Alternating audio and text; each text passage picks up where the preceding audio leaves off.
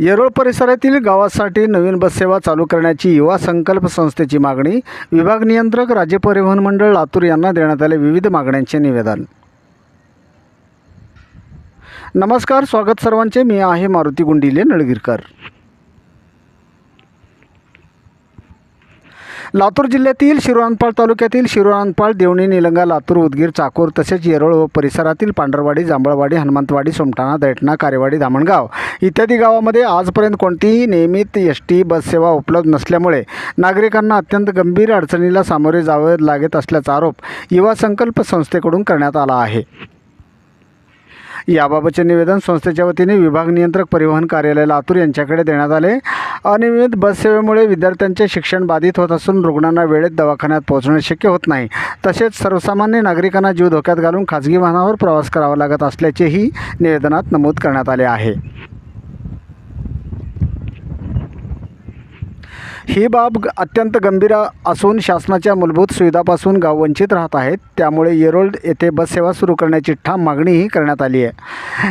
येरोळ येथे तात्काळ बस थांबा, लघु बस स्थानक मंजूर करण्यात यावे। येरोळ येथे तालुका मुख्य शहर या मार्गावर नवीन एसटी बस सेवा तातडीने सुरू करण्यात यावी।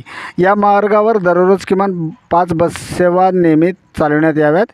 विद्यार्थ्यांसाठी सकाळी व सायंकाळी विशेष बस सेवा सुरू करण्यात यावी। अशा मागण्या निवेदनाद्वारे करण्यात आल्या आहेत। सदरची मागणी 15 दिवसाच्या आत पूर्ण नाही झाल्यास युवा संकल्प संस्था महाराष्ट्र राज्य यांच्या वतीने तीव्र आंदोलन करण्यात येईल असा इशाराही देण्यात आला।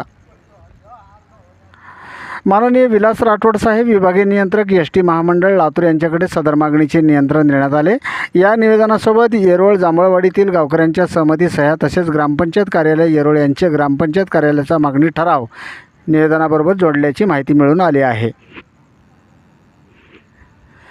जिल्हा परिषद शाळा येरोळ, जिजामाता विद्यालय येरोळ, भारतीय जनता पार्टी ओबीसी मोर्चा जिल्हाध्यक्ष गोविंदजी चिल्लुकुरे, राष्ट्रवादी काँग्रेस पार्टी अल्पसंख्याक प्रदेशाध्यक्ष महताब भाई शेख यांची ही मागणी पाठिंबा पत्र सोबत जोडण्यात आल्याची माहिती आमचे प्रतिनिधी गणेश कांबळे यांनी दिली आहे।